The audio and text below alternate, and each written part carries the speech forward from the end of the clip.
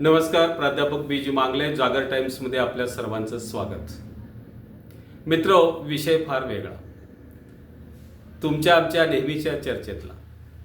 आपल्या साहेबाला तिकीट दिल्यानंतर त्याच्या मुलाला तिकीट देणं, या घराणेशाहीवरती पंतप्रधान नरेंद्र मोदी साहेब नेहमी आवर्जून टीका करतात. अगदी जोरात टीका टिप्पणी करतात आणि या काँग्रेसमुळं लोकशाही अडचणीत आली असं म्हणतात.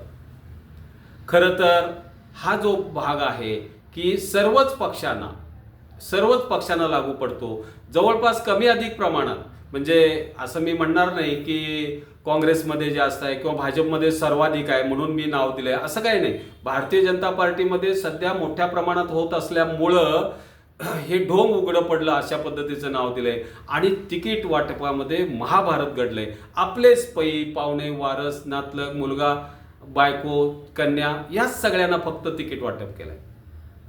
आता 3 गोष्टी अशी पहिलं काही उदाहरणं बघणार, म्हणजे कुणाकुणाला अशी तिकीट वाटप करण्यात आले त्याची काही उदाहरणं बघू. सर्व पक्षीय आहेत आणि मग अशा पद्धतीने तिकीट का वाटप केली जातात, दुसरा भाग बघू. तिसरा भाग याच्यामध्ये आपण काय बघणार आहोत, तर मग सर्वसामान्यपणे वर्षानुवर्षे काम करणाऱ्या कार्यकर्त्यांचा काय हा भाग असेल, काही उदाहरणं त्या संदर्भातली घेणार आहे. तर हे जे ढोंग आता जे आहे की महाभारत जे केलं जात आहे, याच्यावरती आजचा हा व्हिडिओ. आपण याच्यावर आवर्जून कमेंट करा आणि लाईक शेअर सबस्क्राईब करा. पहिलं उदाहरण घेतोय नाईक कुटुंब, मुंबई. गणेश नाईक यांना पक्षांतराचा भरपूर मोठा अनुभव, शिवसेनेपासून राष्ट्रवादीतनं भाजप. त्यांना विधानसभेला ऐरोली मतदारसंघातून भाजपनं तिकीट दिलंय, मुलग्याला दिलं नाही म्हणून संदीप हे यांनी तुतारी घेतली, ते बेलापूरमधून उभारतायत. गंमत बघा. राधाकृष्ण विखे पाटील हे मूळचे काँग्रेसचे, तिथून पक्षात शिवसेना गेले, त्यानंतर म्हणजे तेही सगळे भाजपमध्ये आता आहेत ना, वेगवेगळे पक्ष फिरून आलेले आहेत. ते स्वतः आमदार मंत्री आहेत, आताही ते तिकीट घेत आहेत आणि सुजय सुद्धा कदाचित उभं राहील अशी परिस्थिती आहे. अशोक चव्हाण साहेब, माजी खासदार, माजी आमदार, माजी मुख्यमंत्री, सगळी पदं काँग्रेसमध्ये दिली. आता शेवटच्या टप्प्यात आदर्श घोटाळा पुढे आल्यानंतर सोडून ते भारतीय जनता पार्टीत गेले. आता सध्या त्यांचं तिकीट, ते स्वतः खासदार आहेत आणि श्रीजया त्यांची मुलगी, तिला सुद्धा आमदारकीचं तिकीट घेतलंय. पुढचं कुटुंब मुंबईतलाच आमदार आशिष शेलार, त्यांनी एकाच वेळेला त्यांच्या स्वतःसाठी आणि बंधू विनोदसाठी एकाच वेळेला तिकीट घेतलेलं आहे. प्रश्न नाही, भारतीय जनता पार्टीचे सगळे उदाहरण आहेत.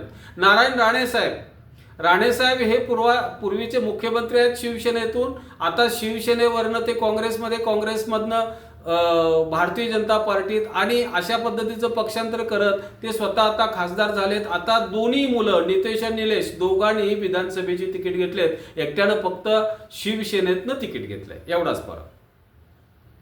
भुजबळ साहेबांचं कुटुंब ही यासाठी फेमस आहे. भुजबळ साहेब स्वतः आमदार आहेत, तेही मंत्री घेतले. त्यांनी त्यांचा मुलगा पंकज याला राज्यपाल नियुक्त आमदार केलंय. आता पुतण्या समीर सुद्धा निवडणूक लढवण्यासाठी, नाही जमलं कुठल्या पक्षातनं तर ते अपक्ष लढतायत. उदय सामंत आणि किरण सामंत या कोकणातल्या 2 बंधूंनी, उदय सामंत मंत्री आहेत आणि म्हणजे शिवसेनेतून, आणि किरण सामंत सुद्धा या, आणि दोघांनी एकाच वेळेला तिकीट घेतलेलं आहे. रवींद्र वायकर शिवसेना अगेन, तर शिवसेने ते खासदार झालेले आहेत. आता त्यांनी आपली पत्नी मनीषा हिला तिकीट मागितलेलं आहे. त्याच पद्धतीनं आमदार रत्नाताई सोनवणे असेल, त्यांनी पती चंद्रकांत सोनवणे यांच्यासाठी तिकीट घेतलंय. आमदार चिमण पाटील हे सध्या आमदार आहेत, त्यांनी आपला मुलगा अमोल ह्याच्यासाठी तिकीट घेतलंय.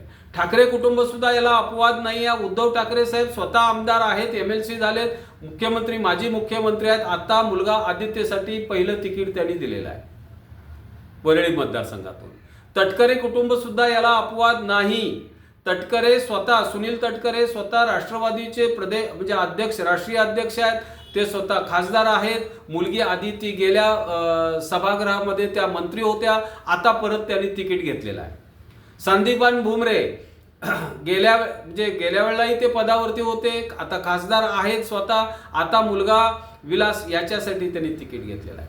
पवार साहेबांचं कुटुंब सुद्धा याला अपवाद नाही. स्वतः शरद पवार साहेब खासदार आहेत, त्यानंतर मुलगी सुप्रिया सुळे परवा 2024च्या लढाईत निवडून आलेल्या आहेत, म्हणजे सुप्रिया सुळे विरुद्ध अजितदादांच्या सौभाग्यवती, त्यामध्ये त्या निवडून आलेल्या आहेत. आणि आता तर तिसऱ्या पिढीतील त्यांच्या घरात लढाई सुरू आहे, युगेंद्र वर्सेस अजितदादा. अजितदादा म्हणजे राज्याचे उपमुख्यमंत्री. किती हे सगळे प्रकार का होतात माहिती आहे? हे तुम्ही आणि आम्ही याच्यावरती कदापि विचार करत नाही. आपलं काय चुकतंय का असं आपण स्वतःला कधीच विचारत नाही.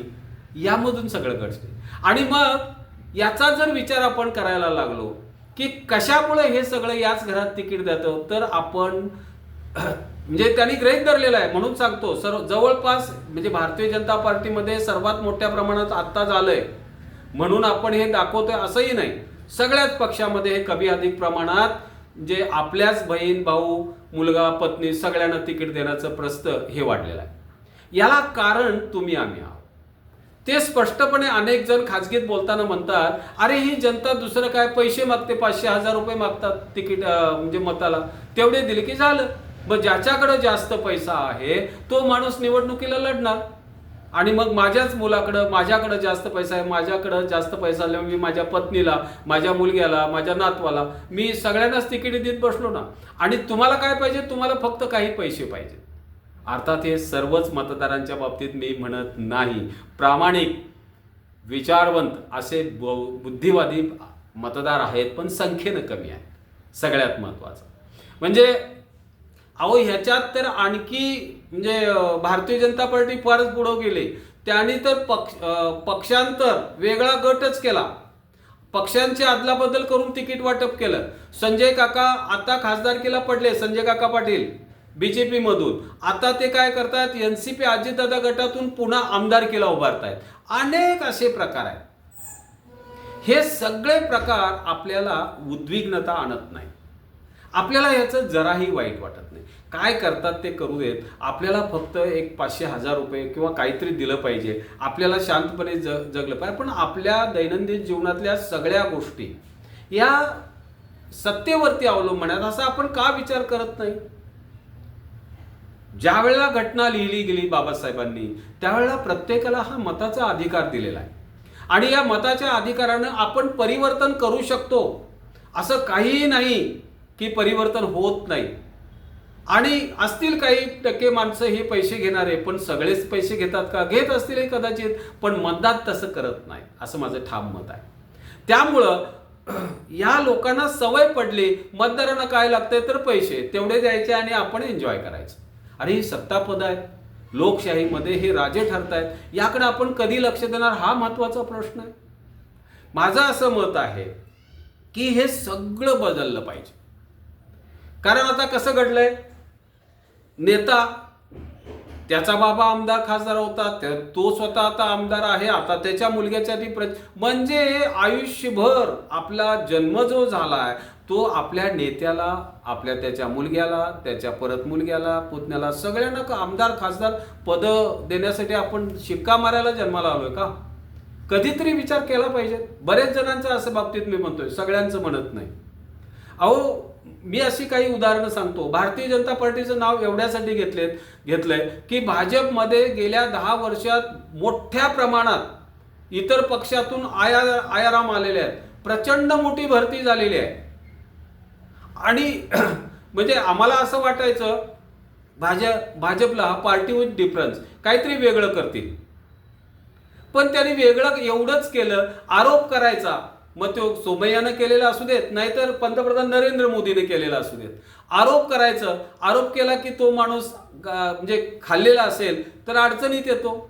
मग अडचणीत म्हणजे एखाद दुसरं भुजबळ असेल किंवा ह्याला त्याला किंवा अनिल देशमुख साहेबांच्या सारख्या प्रामाणिक माणसाला सुद्धा 2 वर्ष त्यांनी 1.5 वर्ष त्यांनी आत घातलंयच. भुजबळ साहेबांना तर 2 वर्ष त्या जेलवारी झालेली आहे. मग हे सगळी उदाहरणं असल्यामुळं भाजपवासी किंवा भाजपनं सांगितलेल्या पक्षात ते लगेच जातात. हा त्यांचा अनुभव आहे. तर हे सगळं जे चाललंय हे चांगलं नाही, लोकशाहीसाठी चांगलं नाही मित्रो, तुमच्या आमच्या भवितव्यासाठी चांगलं नाही. अहो प्रशासकीय किती कामं रेंगाळले. धड आपण छत्रपती शिवाजी महाराजांचा पुतळा सुद्धा जर उभा केला तर त्यात सुद्धा गैरव्यवहार होतोय हे आपण बघितलेलं आहे. मग कुठं कुठं चाललोय आपण असा कधी विचार नाही का पडत तुम्हाला? अहो एवढं तुम्हाला मी एक गंमत सांगतो. प्रत्येक निवडणूक आली त्या भारतीय जनता पार्टीत तर असं आहे, आता म्हणजे ती 2010ला सत्तेवर आली.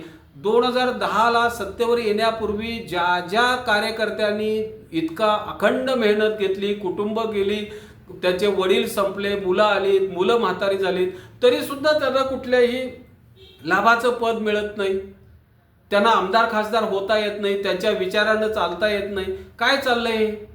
इलेक्शन आली, निवडणुका लागा, कामाला लागा, झालं. त्यांनी फक्त काम करायचं. यांनी तिकीटं काय करायची? बाहेरनं आयात केलेल्या उमेदवारांना द्यायची. कसं आहे हे चालू आहे? मध्यंतरी माधव भंडारी जे प्रवक्ते आहेत भारतीय जनता पार्टीचे, त्यांच्या मुलाने एक पोस्ट टाकली होती. त्यांनी किती मोठी खंत व्यक्त केली होती, जरा वाचा ती. फार वाईट वाटतं. कुठल्या पक्षाचे आहेत याच्याशी मला देणं गेलं नाही.